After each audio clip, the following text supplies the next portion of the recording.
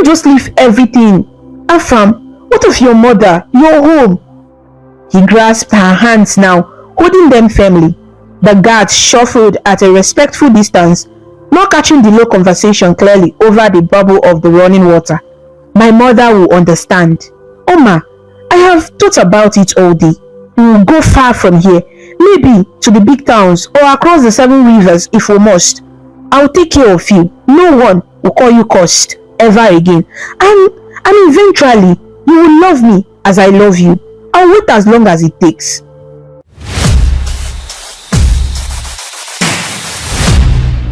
Once upon a time, in the ancient village kingdom of Umozala, there lived a young woman named Oma.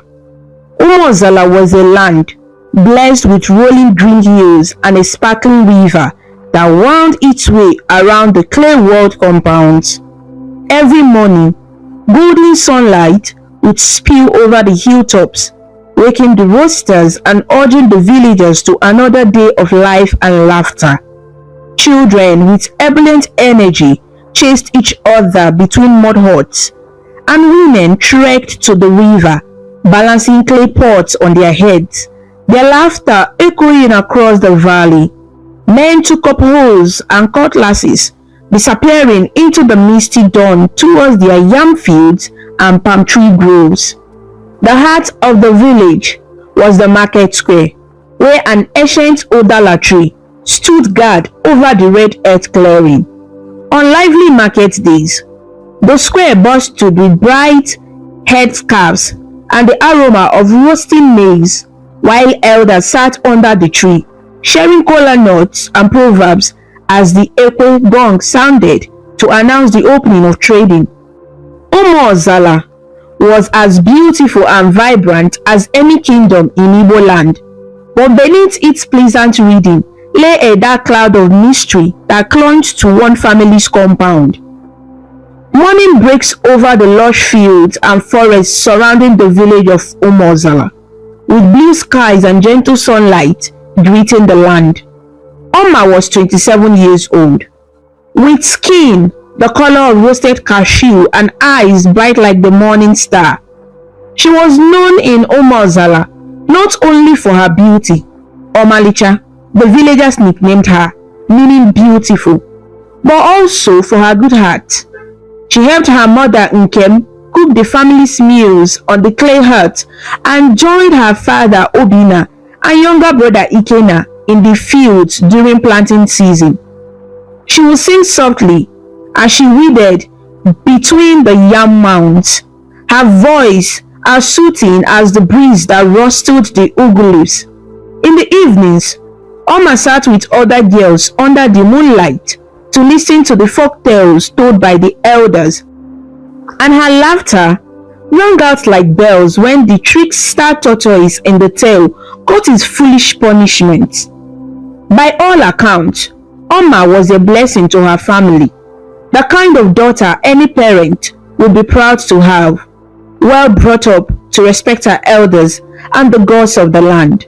Her father Obina was a humble farmer who often said that Agwabumawani, good character is a woman's beauty, and by that standard, his daughter was the most beautiful in the land.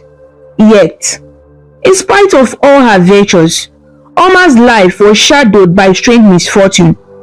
In a village where most girls married in their late teens or early 20s, 27-year-old Oma remained unmarried, not for lack of suitors, but because a terrifying pattern had emerged. All the men who came to marry her had died mysteriously after visiting her father's compound. What began as whispered gossip in the market square soon grew into open fear. Mothers would warn their sons half-jokingly, "Wokoma, if you value your life, stay away from that cursed girl." Fathers shook their heads sadly at Obina's plight, and the village dibia, native priest, himself had been consulted more than once about the dark omen hanging over Oma's home. It started some years back, when the first suitor, Ogbuefieze, arrived from a neighboring village. Ogbuefieze was a renowned hunter proud and tall, wearing a leopard skin belt and carrying a hunting gun over his shoulder. He had seen Oma at the New Yam Festival dance and was immediately smitten by her grace.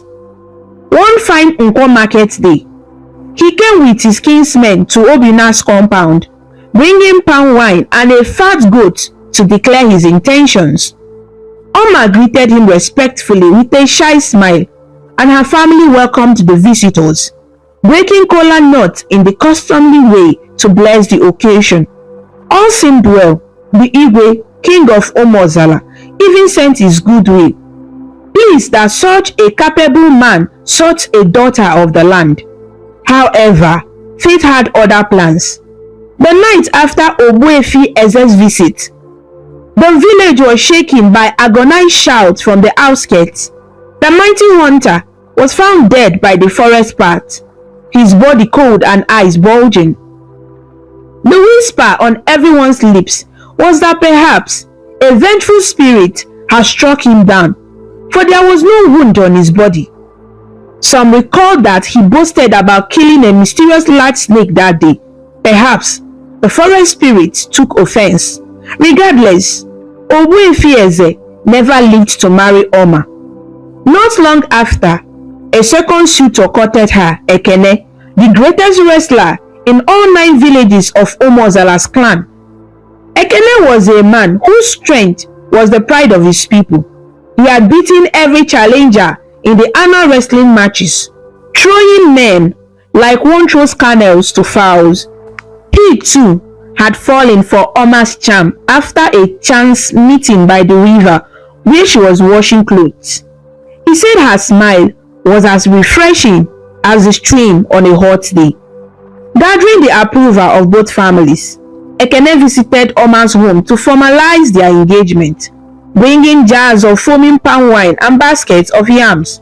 That evening, villagers murmured hopeful prayers that Oma's curse, if that's what it is, had passed. But misfortune struck again. The very next afternoon, the mighty Ekene developed a sudden violent fever. He collapsed in the center of the market while boasting to his friends about his lovely bride-to-be. By nightfall, Ekene was gone, his strong body unable to fight an illness that came without warning. The people of Omozala were stunned. 2 healthy young men dead, both having paid visit to Oma. As months passed, more men tried to win Oma's hand, for her beauty and character were renowned far and wide. But each time tragedy struck. A cheerful palm wine tapper named Udoka came singing to her compound one evening, promising to provide sweet wine for her forever. Mysteriously, he fell from a palm tree the morning after meeting Oma, and his neck snapped like a twig. A wealthy young farmer from a distant town brought rich fabrics and coral beads, determined to have Oma as wife. He was later trampled by a stray bull that escaped its pen on the journey home. Even a gentle young teacher who had returned to the village from the colonial city sought her out. Everyone thought perhaps a man of books would break the jinx. But a week after he exchanged love letters with Oma, a malaria with no cure took him. One by one, like a cruel joke, death plucked each suitor away. None of these men made it to the traditional wedding rites. Each died shortly after visiting or declaring love for Oma. By now, the whispering about Oma had grown into fearful talk. In the evenings, when fires burned low and moonlight silvered the village path, people spoke in hushed tones about the beautiful young woman with death in her shadow. Some villagers argued it was not her fault. Perhaps her personal god, is protecting her from an ill-fated marriage. A sympathetic old woman suggested, remembering tales of spirit spouses who jealously guard their human wives or husbands. Others were less kind, muttering that Oma must be an Ogbanje, the kind of evil spirit child that brings grief to its family repeatedly. Tofiakwa spat one man at the mere sight of her once, invoking God's name to ward off evil.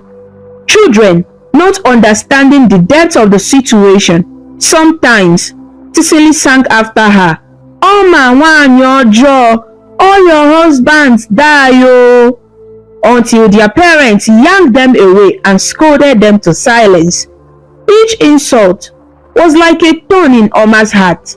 She would hurry home from the stream or market with her water pot or basket, eyes downcast, fighting back tears of shame and anger at how fate had painted her as a living corpse.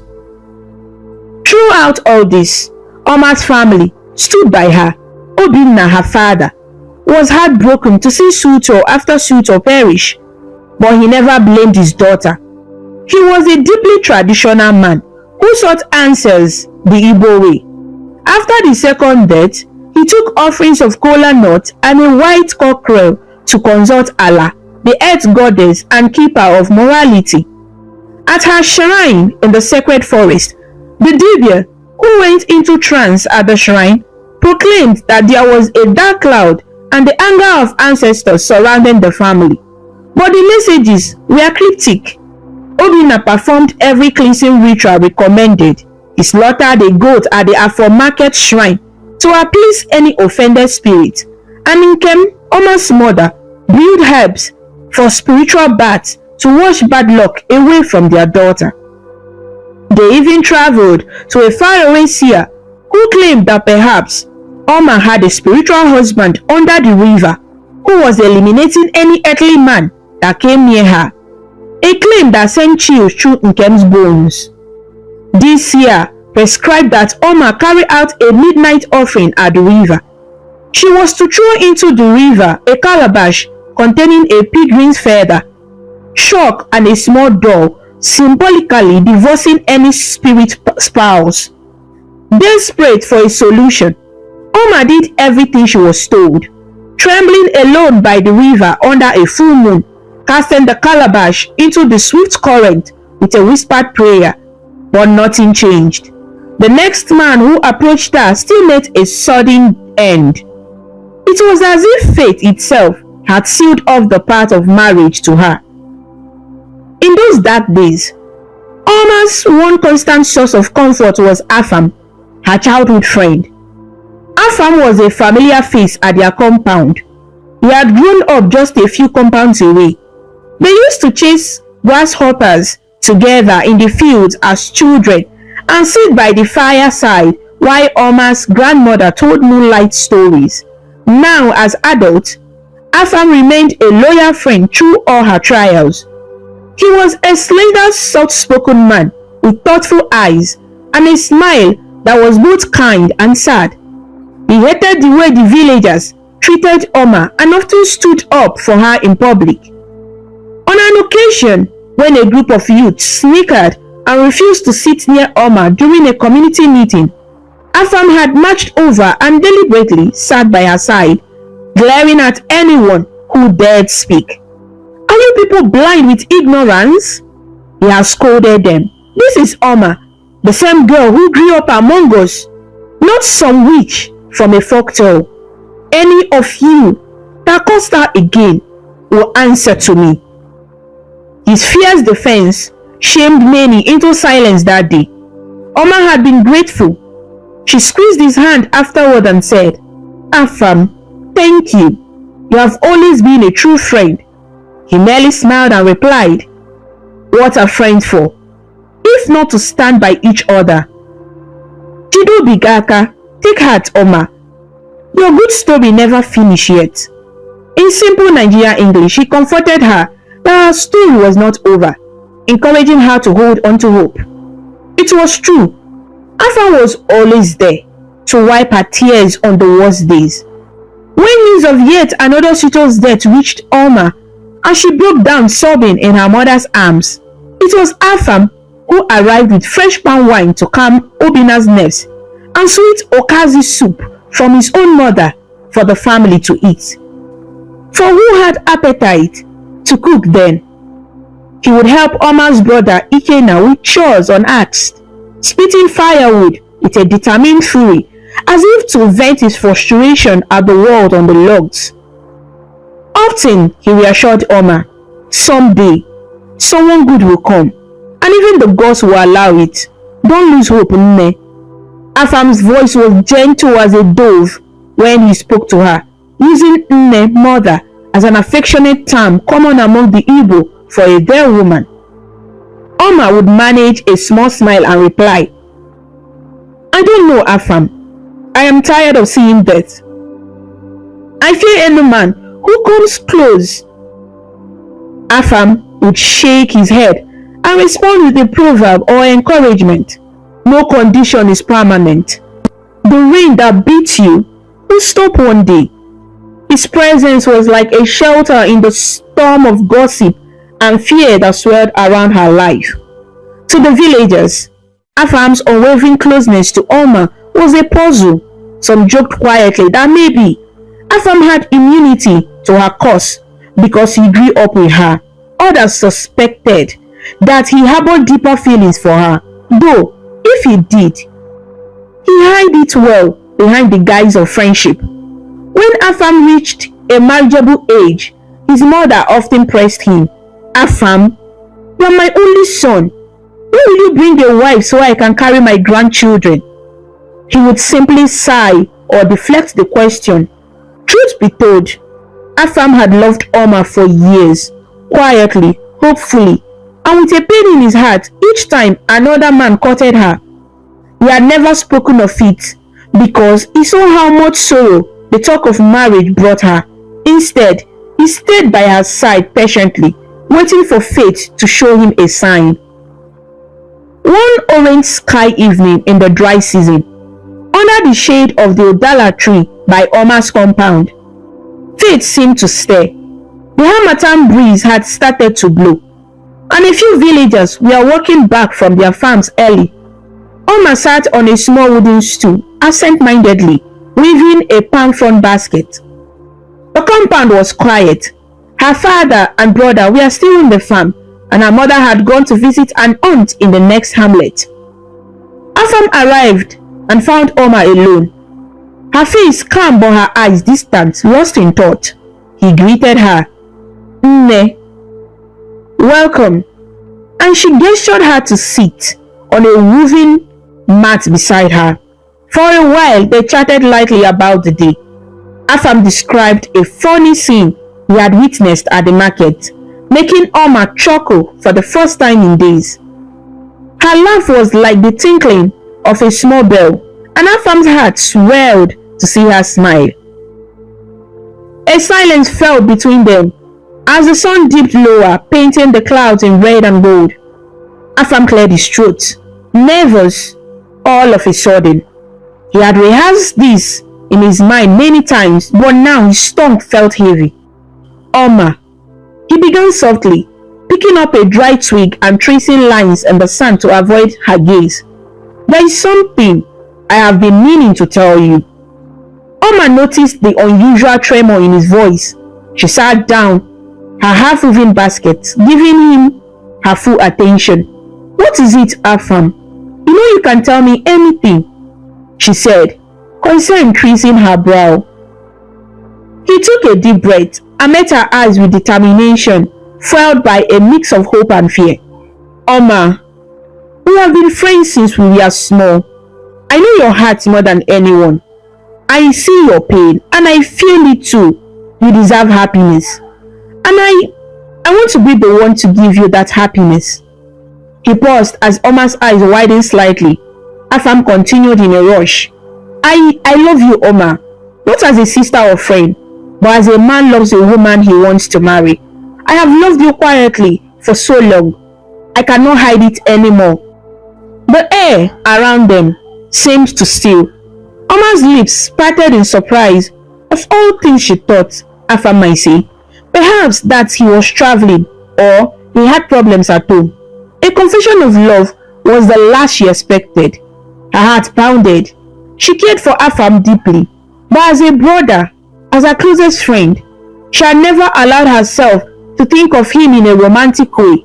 Perhaps she had built a wall in her mind because he was the only man near her that fate hadn't taken. and she dared not risk him. And now, here he was, looking at her with hopeful, pleading eyes that glistened in the evening light. "Afam," Oma began, her voice quavering. She stood up, unable to sit still, and Afam rose too, anxiety written on his face.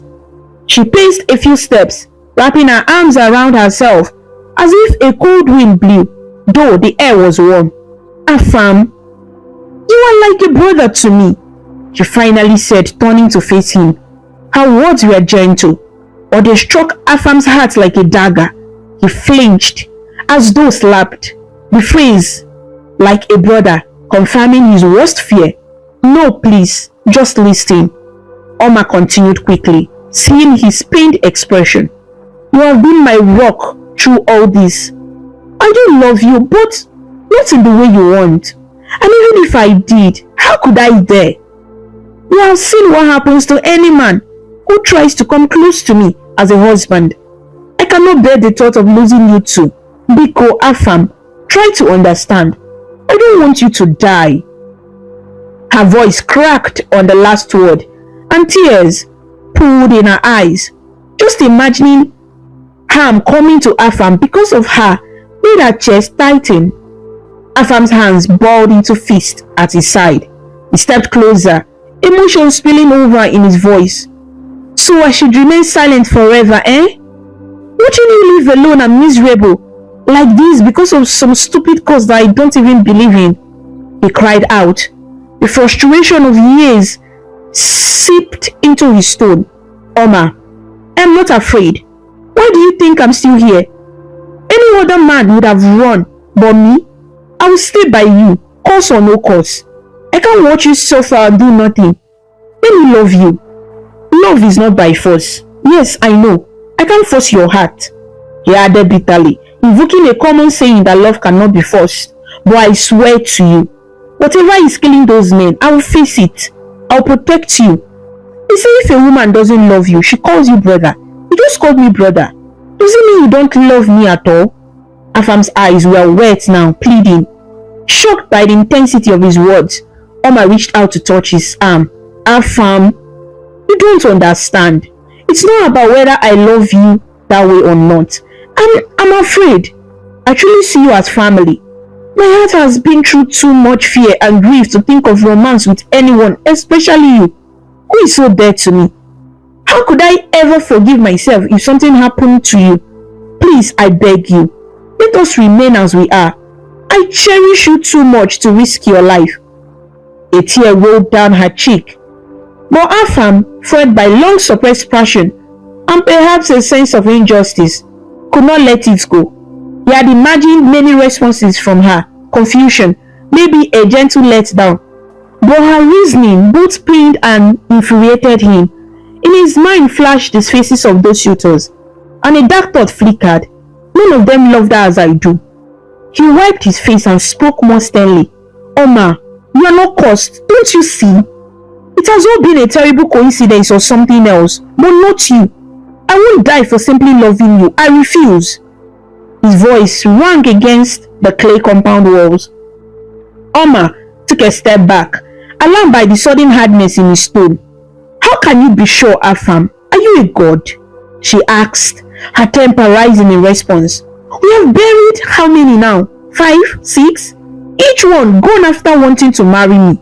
If I agree to be with you and you die, what will I do? I will never forgive myself. I would rather never marry in my life than cause your death." Afam's face contorted, frustration boiling over. He had hoped for a chance, a glimmer that she might reciprocate. But her fear for his life was like a wall he could not climb. And beneath that wall, he sensed that perhaps she truly did not see him as a husband. He was like a brother. That phrase thudded in his chest again. "So that is it then?" he muttered, stepping back. "You will treat me like a brother and push me away while living alone in sorrow. Do you know how it kills me to see you like this? Do you even want to be happy?" The words were harsh. Oma stiffened, hot flashing in her eyes now. "Afam, that's unfair. Of course I want to be happy. Do you think I choose this life? She gestured around helplessly. You think I don't dream of having a normal life, a husband, children, peace? But those dreams have turned to ashes every time.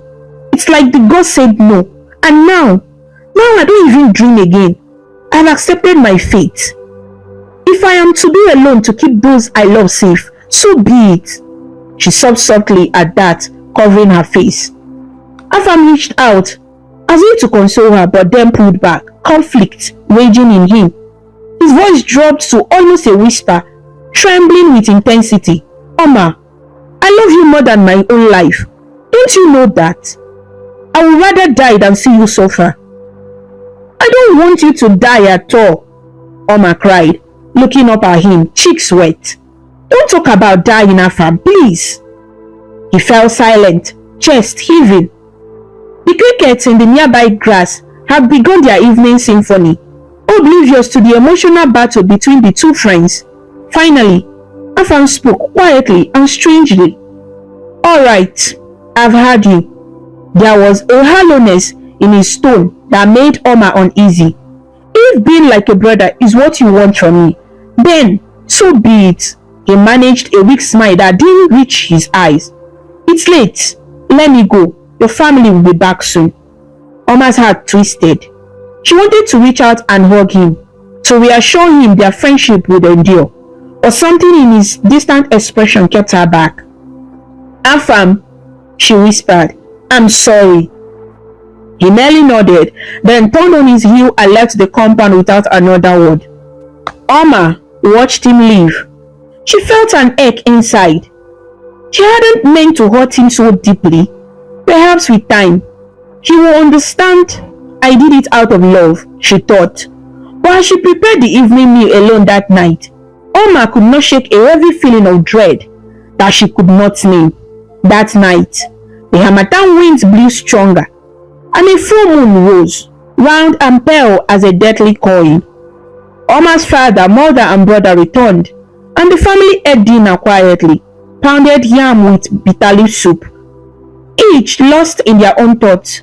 Oma did not mention Afam's visit or confession. She was too emotionally exhausted and confused. She retired early to her small hut, a round mud dwelling within the family compound walls, laying on her woven mat. She could hear her mother's and father's low voices from the adjacent hut, likely discussing the farm work and perhaps their worries about her. Sleep came fitfully to Oma. At times she drifted off, only to start awake from nightmares where she had Afam calling to her from across a great river, or saw faceless suitors lying dead on the ground. In one dream, she saw a dark figure creeping around the compound with a knife. She woke up with a gasp, heart pounding, telling herself it was just the fruit of her troubled mind. Little did she know that on this very night, her greatest living nightmare was about to unfold. It must have been past midnight when a blood-curdling scream tore through the stillness of the compound. Oma jolted awake to the sound of her mother's voice screaming her name. Oma! Oma! The cry was cut short. For a second, Oma wondered if she was still dreaming, but then she heard a thud and the clatter of something metallic, perhaps a lantern falling, coming from her parents' hut. Panic seized her. She scrambled up, her wrapper loosely tied around her nightdress, and pushed aside the raffia door flap of her hut.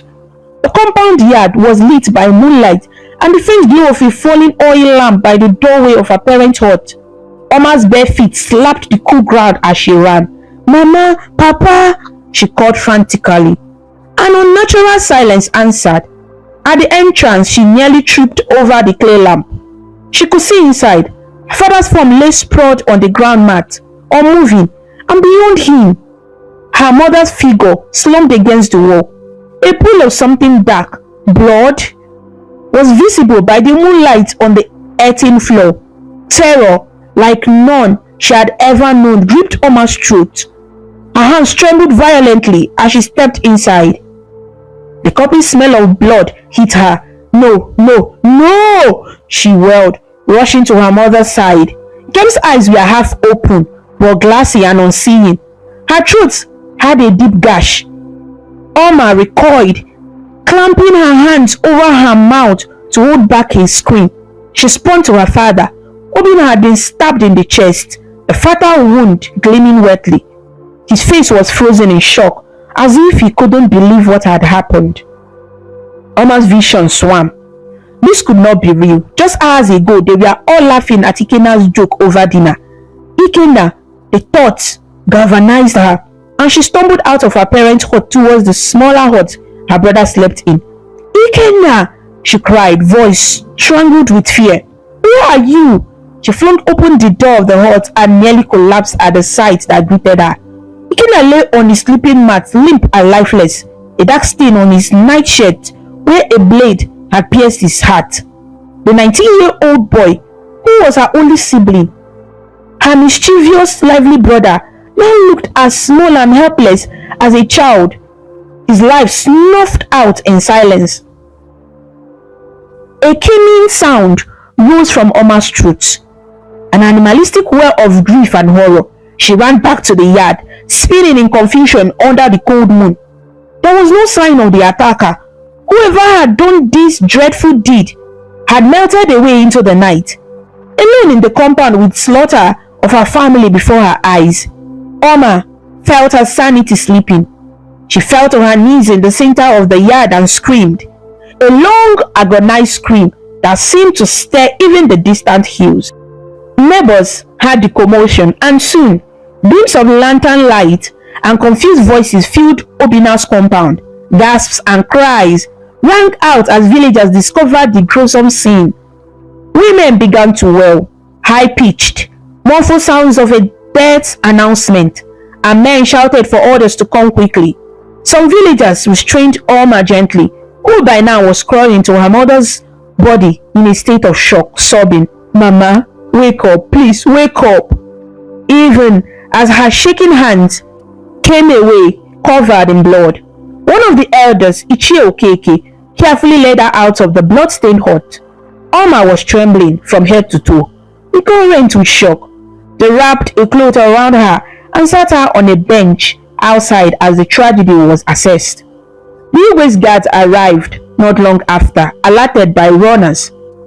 They moved through the compound with grim efficiency, confirming that Obinna, Nkema and Ikenna were beyond any help. An emergency meeting of the Igwe's council was summoned before daybreak, as this was not just a family matter but a terrible omen upon the whole village. 3 deaths in one night, all in the same family already under the shadow of unusual happenings. Fear wrapped its icy fingers around the hearts of everyone in Umozala that night. Oma sat on the ground of the compound, wailing and muttering prayers to God and the ancestors. Some of the village women, though they feared her supposed cause, could not help but feel pity at the sight of her. A young woman who in one night lost mother, father, and brother. They tried to console her carefully, but Oma was beyond reach, her eyes wide with trauma. She clung to Ichie Okeke's arm at one point and demanded, "Who did this? Why? Why? Ichie, why?" The old man could only shake his head sorrowfully. "Nne, be calm, we don't know yet. It is too dark to see any tracks. The gods will reveal." "Oh Diego, this is terrible. Take heart, my child." But even he, respected elder that he was, looked uneasily at her, as though he too wondered in his heart if perhaps Oma herself was an agent of darkness. As the sky lightened into grey at dawn, the Igwe and his council gathered at the market square. The entire village was awake and alight with rumor. Superstition and fear hung thick in the air. At the gathering, people spoke out of turn, distraught and angry. "This is unheard of. Father, mother, son, all dead in one night," one man exclaimed. "It's that curse, I'm telling you," a woman's voice piped up. "Death follows that family everywhere now. We should have done something sooner." "Yes, perhaps Oma is an agent of evil. Who knows what she does at night?" Another villager snarled, fanning the flames. "Those suitors, death, And here, our king, is she offering them to some dark deity or what? Not everyone agreed with such accusations, but the fearful were louder. The chief priest of the village shrine was present, his face painted in white chalk markings, and he gravely confirmed that unnatural forces were at work. When pressed if Oma was guilty of harming her own family, the priest closed his eyes in divination. Then, cryptically said, "I see death around her, but her hands." He turned his palms upward, empty. These ambiguous statements did little to clear Oma. Some interpreted it as she caused it without directly doing it, perhaps through a curse or simply her presence. Throughout the meeting, the Igwe, a portly middle-aged man with a dignified red cap and an eagle feather stuck in it, remained quiet, listening to his subject vent. Finally, Igwe Okabwe raised his elephant tail fly whisk, a sign for silence. The murmuring crowd fell quiet in respect. The Igwe's voice echoed deep and authoritative. "My people, a great evil has befallen us. In one night we lost 3 good people. Our hearts are heavy." He paused, looking truly pained. We had known Obinna well. We have all heard the whispers that have trailed Oma, Obinna's daughter. Whether she is truly cursed by the gods or targeted by some evil spirit, the result is the same. Death follows her in the shadows. A few villagers nodded and sobbed in agreement. The Igwe continued, "We cannot, in good conscience, allow this pattern to continue. We cannot lose any more of our sons or daughters." His eyes swept over the crowd. "Sometimes, to cure an ailment, one must remove the source of the infection. It is the decision of the council that Oma be banished from Omozala, at least for a time. If it is a curse on her, perhaps distance will break it and save us all. If it is an evil spirit following her, let it follow her far from here." A collective gasp went up. Oma, who had been brought to the meeting under guard, more for her own protection from any angry villager than to restrain her, cried out and fell to her knees. "Igwe Biko, my king, please," she begged, tears streaming down her face. "I have done nothing. I swear on my father's grave, I hurt no one. Do not send me away. On top of this pain, where will I go? I have no one now." Her voice broke into a sob. It was a pitiable sight. Oma, clad in a simple mourning cloth, kneeling and pleading, face swollen with tears and grief. Some in the crowd felt a tug at their heart, but fear is a powerful force. The Igwe himself avoided her eyes as he replied, "Our decision is final. The safety of the village is paramount. The earth goddess Allah knows we do not do this out of malice, but necessity." He motioned to 2 guards. "At sunset today, she will be escorted beyond the far river to the borders of our land. She must not return unless a sign from the gods permits it." Oma slumped to the ground, wailing. Banished. In a matter of hours, she had lost her entire family and now was to lose her home and community. She felt as if she were falling into a bottomless pit of despair. Some of the women wept along with her, but none dared openly object to the Igwe's decree. The mood was fearful. Many believed that this was the only way to stop the curse from claiming more lives. All through that day, Oma sat in her compound in a daze as a few sympathetic neighbors helped prepare her for the journey. By custom, even the banished were allowed basic provisions. A widow named Auntie Uzo, who had been friends with Oma's mother, tied a bundle of dried fish and gari, cassava flakes, for her. Another neighbor quietly pressed a small parcel of cowries, shell money, into Oma's hand. It was all she could spare. They spoke little, because what comfort could they offer? Oma was like a living ghost, her usually warm brown eyes dull and ringed with darkness from crying. The bodies of her family had been taken away for burial by the community. They would be given a quick burial at the outskirts since people feared any lingering cause. Only a few brave relatives attended, and Oma wasn't even allowed, which hurt her deeply.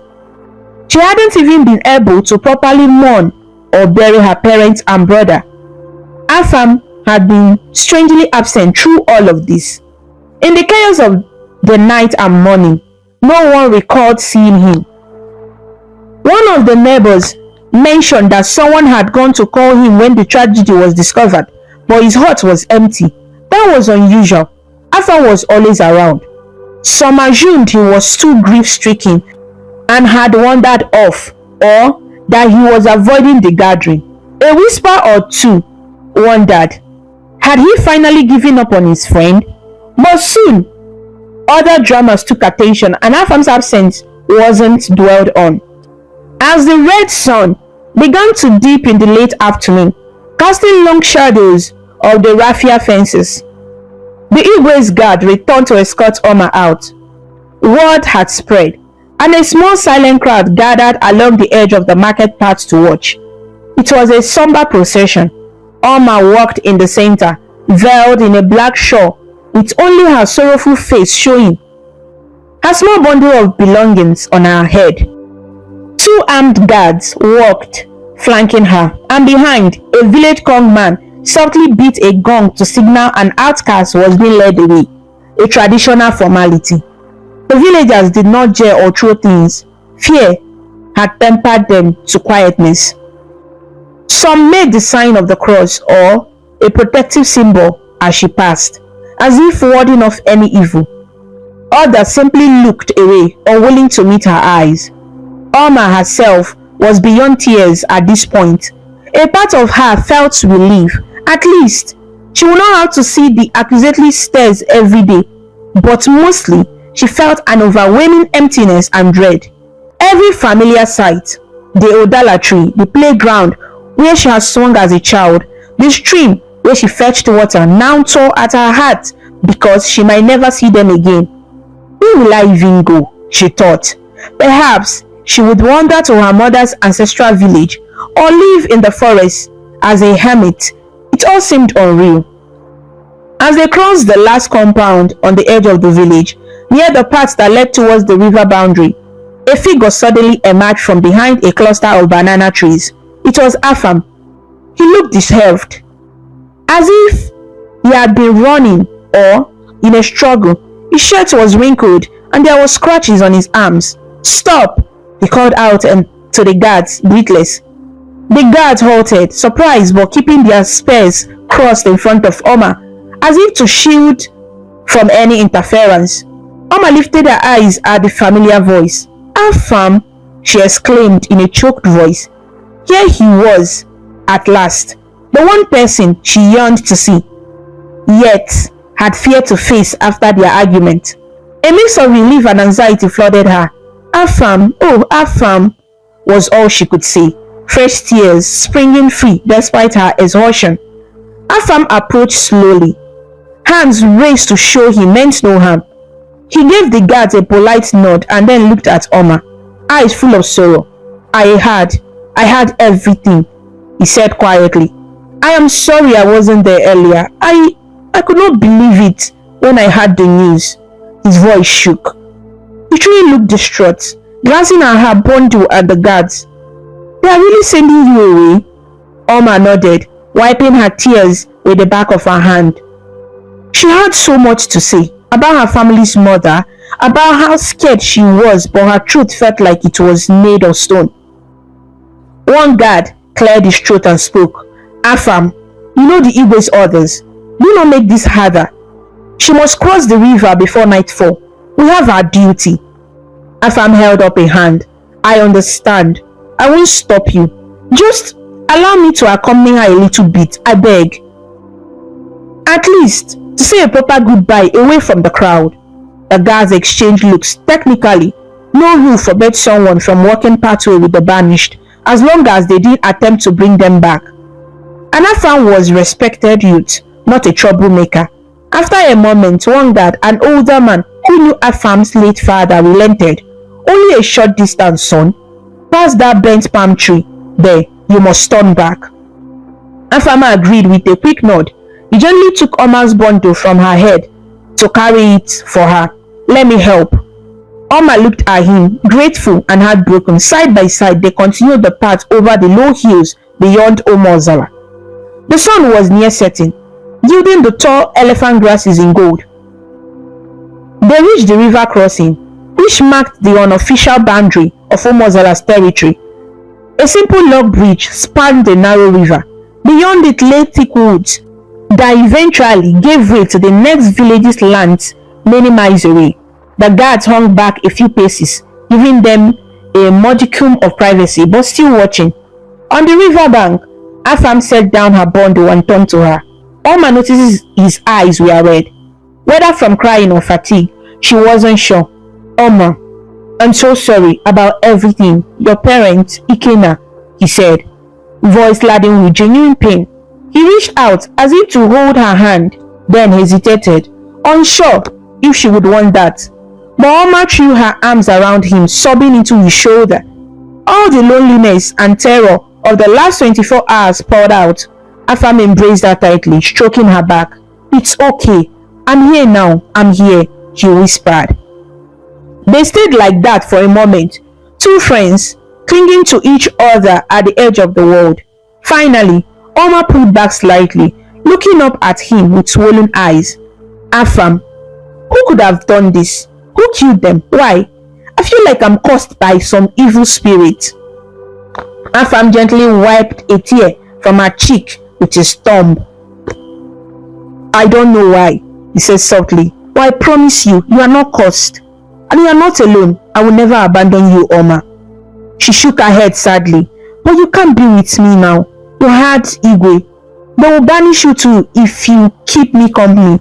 I cannot let you throw your life away because of me."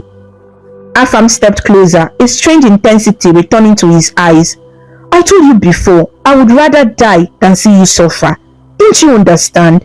There is no life for me without you. If they banish you, then I will go with you. We'll run away and start somewhere new, where no one knows this nonsense called story." Oma's brow furrowed in confusion at his words. Afam's tone was urgent, almost feverish. You can't just leave everything. Afam, what of your mother, your home?" He grasped her hands now, holding them firmly. The guards shuffled at a respectful distance, not catching the low conversation clearly over the bubble of the running water. "My mother will understand. Oma, I have thought about it all day. We will go far from here, maybe to the big towns or across the 7 rivers if we must. I will take care of you. No one will call you cursed ever again. And eventually, you will love me as I love you. I'll wait as long as it takes." His face searched hers with a mix of hope and a spark of something unsettling. Oma's heart lurched. This was all happening so fast, and her mental state was fragile. The idea of Afam coming with her, not being utterly alone in exile, was tempting, but something felt off. He spoke of it like a determined plan, and that spark in his eyes, was it just passion or a hint of desperation? She gently withdrew her hand from his. "Afam, you're talking about abandoning your life, and you speak as if I have no choice. I cherish you, but I still cannot simply become your wife out of gratitude or loneliness. Please." She glanced over her shoulder. The guards were politely looking away, giving them a final moment. She lowered her voice. "Please go back home. Take care of your mother. I will manage." Saying those words broke her internally, but she believed it was for his own good. Afam's jaw tightened. "No, I won't go back," he said, an edge creeping into his voice. The dying sunlight cast sharp shadows on his face. "I won't let them make you a wandering outcast, and I won't let you slip away from me." Before Oma could respond, Afam suddenly raised his voice, calling out towards the bushes. "You can come out now," he shouted. Oma jumped, eyes widening. "Come out?" She followed his gaze in bewilderment. To her astonishment, 2 of the Igwe's guards emerged from behind a large termite, not far from the bridge, bows in hand. These were not the same 2 who escorted her. Those stood behind. Now, equally startled and raising their spear defensively. The guard captain from the village recognized his comrades, barked, "Ikem, Chidi, what is this? Why are you here?" Ikem, one of the hidden guards, lowered his bow but kept an arrow nocked. Igwe's orders. We were to keep an eye on things unseen. All of this happened in seconds. Oma looked from Afam to the hidden guards in utter confusion. Afam, however, looked furious that he revealed himself so soon. "Stay back," he snarled at them. And to Oma's horror, he pulled a short knife from the back of his waistband, yanking her to his chest and brandishing the blade near her throat. The friendly, gentle Afam she knew was replaced by someone with wild, desperate eyes. "Don't interfere," he shouted at all four guards now, who formed a semicircle around the pair, weapons drawn but unsure what to do. Oma was too shocked to even feel fear of the blade. "Afam, Afam, what are you doing?" she gasped. She could feel his heart hammering against her, his arm gripping her firmly. The sharp tip of the knife glinted at the edge of her vision. Afam pressed his face to her hair, speaking rapidly and loudly, not just to her, but to the witnesses present. "They won't let you be my Oma. They want to take you away from me forever. I can't allow it. I did everything for you. Can't you see? I removed every single obstacle." His voice was breaking and tears mixed with sweat on his face. "These men who came for you, the hunter, the wrestler, all of them, I stopped them. I saved you from marrying someone else."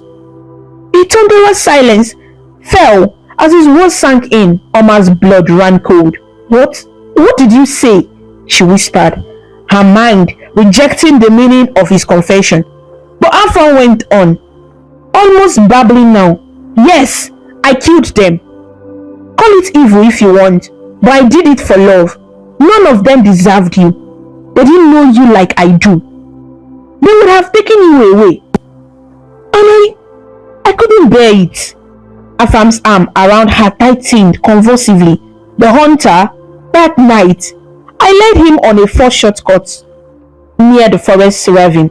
He fell into a pit meant for animals, broke his neck." Afam let out a chilling little laugh. "The villagers thought a spirit did. No, it was me." Oma's hands flew to her mouth. This cannot be real. She felt dizzy, recalling the hunter's death that startled the curse rumors. Afam had been there that night to help, sad for him. Could it be true? Afam continued, was stumbling out in mad confession. "The wrestler Ekene. I slipped the poison herb into his palm wine during the feast at your house. I knew his ego would make him drink the whole god with his friends. He died before the antidote could be found." Oma choked back a scream. She remembered that feast. Afam had indeed been present, helping serve the drinks. As a friend of the family, she had never even noticed. The guards were cycling slowly, trying to find an opening to subdue Afam without harming Oma. Afam angled the knife closer to her throat, making them hot. One guard tried to reason. "Afam, son of Ukeke, put down the weapon. Don't make things worse." But Afam wasn't listening to anyone now except the voice in his own head. "The Paiwan Tapa, that one was easy," he rambled on. "I knew his route to the palms, and losing the climbing ropes, snap. Down he came like a sack of fufu. And the farmer with his bull. That took some arranging, but a little firecracker behind the bull, and it went crazy. People believe any stupid thing causes spirit. It was all me, from beginning to end." His voice suddenly turned hard. "Yet, they all blamed you, my poor Oma. They called you cursed. But it was me. I was right there laughing inside at their foolishness, why they ostracized you." He kissed the side of her head almost tenderly, sending shivers of revulsion through her. "I did this for us, so that no one would dare come between us, my love." Oma found her voice and burst out, "Afam, this is madness. You killed them. You murdered innocent men who never wronged you." She was trembling violently. The revelation was too much to bear.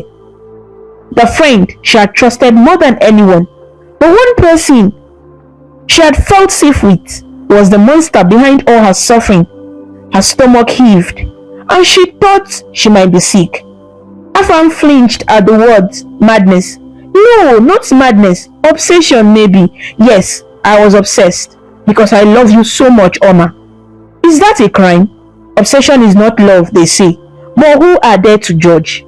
They didn't see how those men looked at you, how you smiled at them. I couldn't take it. The stone swung from pleading to anger in a heartbeat. The guard captain realized they needed to de-escalate carefully. He tried a soothing tone. Afam, think of your mother. She has lost your father. Do you want her to lose you too? Put the knife down, and we can talk this out before anyone else gets hurt. But Afam only sneered. No one cared about my pain all these years. My mother will understand one day. Or not. It doesn't matter anymore.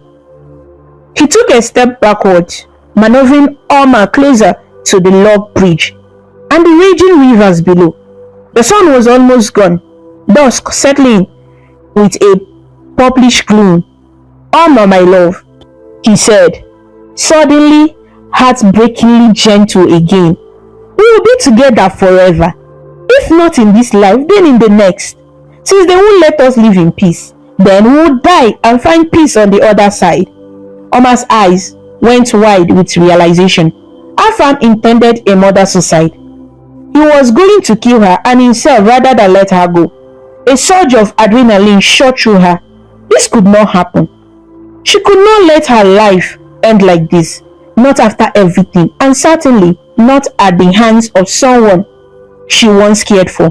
Gathering every ounce of courage, Oma spoke in a calm, clear voice, even as the knife grazed her skin. Afam, listen to me.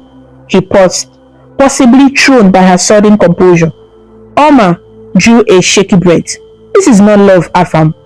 What you feel, it's not love. It's something else. Something twisted by pain. You think if you kill me and yourself, we will be happy in the land of the dead? No. She slowly, softly placed one foot forward on the log bridge.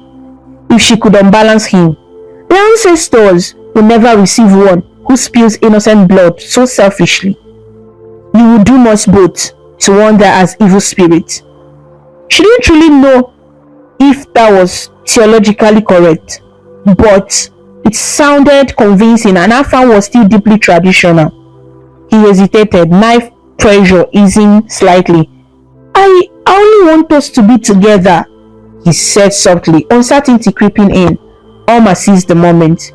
We still can. We can be together, she lied. If you truly love me, you will let me live. We can run away now, just like you said, and be together. I will marry you, Afam. We'll start again, somewhere far. The words tasted bitter, but she forced them out with a semblance of hope. Please, drop the knife. I forgive you for everything. Just don't do this. Don't throw our lives away. Her other foot inched onto the bridge. The wood slick under her soles. If he accepted her plea, maybe he would relax and the guards could tackle him. If he didn't, she might have to jump into the river. Slim as her chance was, Afam's resolve wavered. She could feel it in the way his body trembled behind her. For a moment, the loving, concerned Afam surfaced in his eyes. You would still go with me? He murmured, hope and disbelief mingled. Oma mustered a tremendous smile. Yes, we will go together, find a new home. But alive, Afam, alive. Her heart pounded. She prayed to God and her ancestors that he would believe her. His grip on her loosened just a fraction. But before he could respond, fate intervened decisively. A sudden commotion behind them. One of the younger guards, perhaps impatient or misreading the situation, lunged forward with a spear, trying to take advantage of Afam's distraction. Afam noticed in the corner of his eye and jerked in surprise, pulling Oma back violently. No! He shouted. raising the knife again in panic at the approaching guard. In that split second, chaos erupted. The guard captain yelled, "Hold your attack!" But it was too late. Afam, thinking he was under assault, dragged Omar fully onto the middle of the arrow bridge, the river rushing below. Omar screamed as the knife pierced to her neck again. Two guards stepped onto the foot of the bridge, pleading, "Afam, wait!" Afam's eyes darted wildly. The situation was slipping from his control. With a despairing cry, he seemed to steel himself for a final act. "If I can't have her, then no one will," he cried out, echoing the selfish madness that had consumed him. He raised the knife, the blade catching the last glint of daylight as he prepared to strike, whether at Omar or himself or both, no one could be sure. Sweep! An arrow sang through the air. One of the hidden guards, Chidi, had loosened his bow. Afam gasped, the knife dropping from his grip into the dark waters below. He staggered, releasing Omar. She lurched forward and caught the rope handrail of the bridge to steady herself. Swirling around, the arrow was buried deep in Afam's left shoulder, inches from his heart. The archer had aimed to wound, not to kill outright. Afam swayed, shock and pain etched on his face. Another arrow was already trained on him as the other guard approached cautiously. Seeing he was disarmed and bleeding, they rushed in and grabbed him before he could recover the knife or do anything rash. Afam sank to his knees on the bridge, a guard on each side restraining him. "Ah! Ah!" he gasped, blood staining his shirt. Omar stood a few feet away, frozen, eyes wide in horror and pity and anger all at once. The guard captain gently moved her aside to safety. "It's all right, you're safe now," he assured her. She nodded, eyes locked on Afam. They carried Afam off the bridge onto the bank. He was gravely wounded. The arrow likely punctured a lung. The captain knew he might not have long. The once quiet evening was now alive with the distant sounds of villagers. Apparently, a few curious and concerned townsfolk had followed at a distance and witnessed some of the standoff. Among them was Igwe himself, who had secretly sent the extra guards to tell the party, suspecting something was amiss. Now, the Igwe and few of his cabinet emerged from the shadows of the trail, having rushed forward when the confrontation peaked.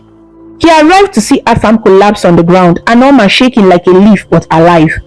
The Igwe's eyes blazed with shock and anger as one of the guards hastily explained what had occurred. Afam's confession and attack. Some villagers who overheard began wailing anew, not only at the dramatic scene, but at the realization of how they had misjudged Omar. The truth was out in the cruelest way. Omar was innocent. It was obsession, not a curse of spirit, that had caused all the deaths. Struggling to breathe, Afam beckoned weakly with one hand. I want to speak to Omar," he rasped. They had broken the arrow shaft, but the head was still in him. Blood bubbled at his lips. It was a ghastly sight, and some turned away. Omar, hearing his request, stepped forward slowly. She felt like she was moving through water, everything surreal. She knelt beside him, looking at the friend she thought she knew, now revealed as the cause of her nightmares. In his fading eyes, however, she saw not the crazed gleam of earlier, but the familiar warmth mixed with profound sorrow. He coughed a terrible wet sound and managed to whisper, "Omar, I am sorry." Tears rolled down his cheeks, mingling with blood stains. "I don't know what came over me. I was blind. I did monstrous things. You are right. Obsession is not love. I see it now, too late." A violent cough wrecked his body, and Omar instinctively reached to support his head, her own tears flowing freely. "Shh, don't speak," she said softly through her sobs. "I forgive you, Afam. I forgive you." Her heart was breaking for the boy she grew up with, even after what he had done. Afam managed a faint smile of relief at her words. He searched her face. "Thank you, my love." With the last of his strength, Afam addressed the Igwe and elders who had gathered around in a semicircle. In a strained voice, he confessed publicly, "I killed them, all the suitors and her family. No cause, it was me. Oma did nothing. She's innocent. Please forgive her. Don't punish her." His mother, who had by now arrived sobbing at the scene, wailed loudly as he spoke, and some elders put their hands on their heads in shock at the treachery unveiled. The Igwe nodded gravely, face full of regret and anger at the tragedies that could have been avoided. Afam's breathing grew shallow. He turned his gaze back to Oma, eyes glazing. "If there is another life, I will spend it making this up to you. But this one, I have ruined. I'm sorry." A final tear slipped from the corner of his eye. Oma held his hand as his grip slackened. "Go in peace, Afam," she whispered, voice quivering.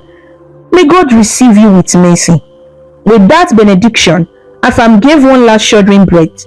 His body relaxed and his eyes fixed on a point beyond this world. Afam was dead.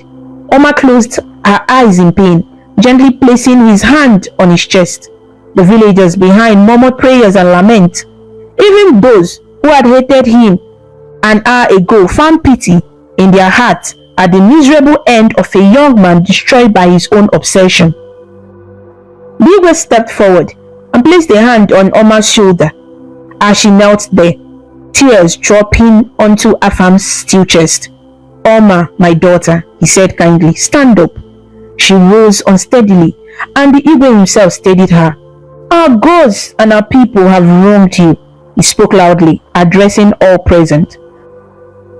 "We chased an innocent person away and labeled her cursed, when in fact she was a victim of a great wrongdoing.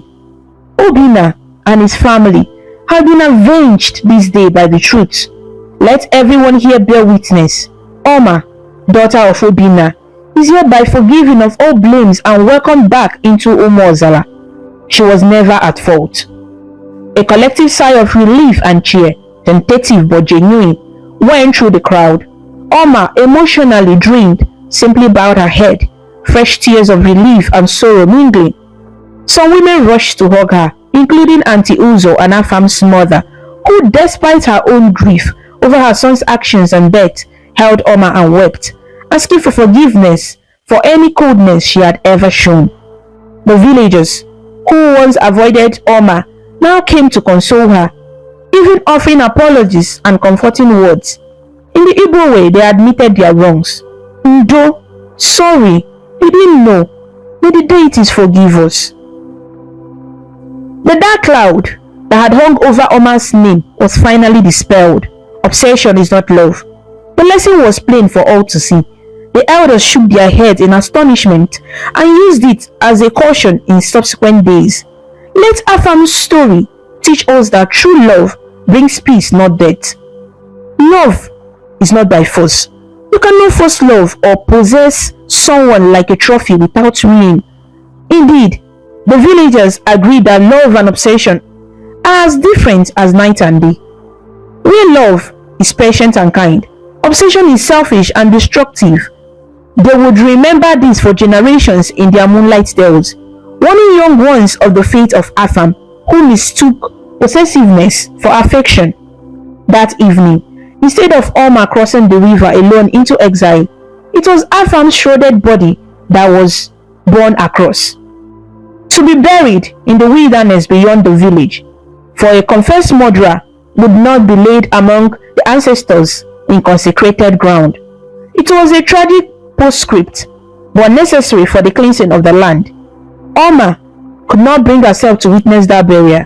She stayed in the Igwe's palace that night, at his insistence, under care of the queen and her maid servant, as the community began to atone for their mistakes. In the days that followed, the Igwe and elders organized a cleansing ceremony for Oma and the compound of her late family. The Dibia performed rites to dispel any lingering negative energies. White chalk and egg were scattered. Prayers to Allah for mercy were offered. The Igwe publicly slaughtered a goat in apology to Oma an act of restitution, and decreed that her family compound be rebuilt and gifts of yams and clothes be given to her from every family in the village. This was to show that the entire community sought forgiveness for banishing her unjustly. Oma accepted these gestures with humility, though her heart was still heavy with grief for her parents and brother. They were given proper burials now, with all honors, since the evil had been identified and justice served. In time, Oma emerged from mourning like a weak sun after a storm. The villagers of Umozala, once so ready to shun her, now embraced her as one of their own. They called her Oma the Strong, for she had endured so much darkness and still stood, graceful and good-hearted. The young women included her in their gatherings once more, and even those who had been jealous of her beauty now treated her with gentle care, as if trying to make up for past cruelty. The season turned, the yams were planted, rains came and went, and harvest arrived with celebration. During the next New Yam festival, the community insisted that Oma play a prominent role. She was chosen to carry the first yam to Igwe in ceremony, a symbol of renewal and gratitude. As she danced in the festivities, clad in beautiful new wrappers and coral beads gifted by the Igwe's wife, Oma felt a flutter of cautious joy in her heart. It had been over a year since that fateful night, and though she still visited her family's graves with sorrow, she had started to smile again, to live again. Among those who watched her dance was Chibuzo, the son of one of the Igwe's highest titled chiefs. Chibuzo had long admired Oma's resilience and quiet beauty. During her ostracism, he had been one of the few who doubted the court story, or societal pressure kept him silent. Now that she was vindicated, he felt emboldened to approach her. He was a gentleman, educated in the missionaries, yet deeply respectful of traditions, and he found opportunities to converse with her on market days, offering to help carry her goods or just sharing kola nuts and stories under the marketplace. At first, Oma was hesitant. The scars of past suitors were not easily forgotten, but Chibuzo was patient and sincere. Over many months, he proved himself a true friend, and gradually, Oma's guard began to lower. She found herself laughing at his clever jokes and looking forward to his visits. He did not shower her with flattery or press her, but his steady presence was like a balm. It reminded her of happier times of friendship, yet different. There was a new spark, a new hope. When Chibuzo eventually declared his intentions formally to the Igwe and elders to marry Oma, the village erupted in support. The women celebrated. At last, a happy success story for Oma. Still, a trace of fear lingered in a few older minds. What if? But those fears were put aside. Lightning would not strike twice, they said. The wedding was set on a glorious Eke market day. The whole village contributed to the feast. Pot of spicy jollof rice, pounded yam mountain high, goats and chickens roasted, and endless gourds of palm wine. The Igwe himself lent his royal band to play the Igede drums and Oja flute. Oma, dressed in gorgeous church wrapper with a coral bead, was radiant and a bit anxious as any bride. As tradition demanded, she carried a cup of palm wine to find her groom among the crowd. Her hands trembled slightly until she saw Chibuzo standing there, tall and smiling, wearing his Isiagu shirt and red cap, looking every bit the proud groom. She gave him the cup. He drank deeply, and cheers soared. It was official. The curse was broken, the past firmly behind. That night, under the full moon of their marriage night, Oma felt at peace for the first time in ages. Chibuzo treated her with such love and respect that her heart, once bruised and barricaded, blossomed open like a hibiscus at dawn. She whispered a prayer of thanks to her ancestors and to God, believing that perhaps her family's spirits were smiling to see her happy at last. In the months that followed, Oma settled into her new life as Chibuzo's wife, and they found joy together. She became known for her gentle wisdom, Young girls came to her for advice, and she would share her story, teaching them about patience and the difference between healthy love and harmful obsession. Love is like a seed, she told one wide-eyed girl who asked about love. You water it with trust and kindness, it grows. But if you water it with jealousy and control, it withers or grows twisted. Remember, obsession is not love. Love gives freedom. It does not cage the beloved. Such were the lessons drawn from the tapestry of her life. Umozala village also drew from this tale. They learned not to jump to supernatural conclusions for every misfortune, and to pay attention to signs of human malice that they might have overlooked. The Igwe instituted a yearly lecture during the New Yam festival where elders recounted important moral tales, and Oma's story became one of them with her blessing, a story of caution and ultimately of forgiveness and renewal. Late one evening, as Oma sat outside her new home, a lovely compound Chibuzo built with flowering plants around the courtyard, she looked at the star-filled sky. In her lap slept her infant son. Yes, she and Chibuzo had been blessed with a baby boy, chubby and cheerful. She gently rocked him and hummed an old song her mother used to sing. A cool breeze brought the scent of night-blooming jasmine. Chibuzo was inside, bidding good night to his visiting friend. All was peaceful. Oma closed her eyes and thought about the journey her life had taken, from the depths of despair to the peaks of newfound joy. Her soul was at peace, yet she knew life is full of unexpected twists. She had learned never to take tranquility for granted. Who knows what the future might yet bring? In that moment, she felt a strange flutter, not of dread exactly, but as if somewhere the wings of destiny were stirring again. Faint but present, she opened her eyes and gazed out at the moonlit of the hills of Umozala, holding her child a little closer. Whatever lay ahead, Oma knew she had the strength and support to face it. Her story was not over. In truth, it felt like a new chapter had only just begun. And as the gentle night enveloped the village, the sounds of distant drumming from an evening dance carrying on the air, Oma allowed herself a hopeful smile, her heart full of gratitude, lessons learned, and the quiet promise of tomorrow, knowing that if ever darkness fell again, the dawn will surely come, and that love, honest, patient love, would light her path forward.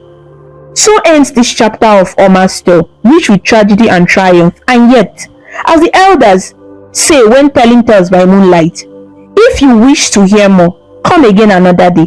Indeed, the story of Oma of Umozala lives on, and who can say what the next page holds? After all, life continues, and so do the possibilities for both sorrow and joy, for endings and new beginnings. True love is patient and selfless, not possessive or controlling. Obsession may wear the face of love, but it brings only pain and destruction. Let love grow from kindness and respect, not fear and force. In all things, the heart must be free to choose. Thank you so much for watching this amazing story about Oma on African Stories by V. If you liked it and felt inspired with her journey, please show your support by clicking the like button, sharing with your friends, and leaving a comment below. To see more interesting stories and learn about different cultures, subscribe to African Stories by V, and do not forget to ring the notification bell so you never miss a new story. Your support means a lot and helps us bring more stories to you. Until we meet again, stay connected, stay inspired, and keep smiling.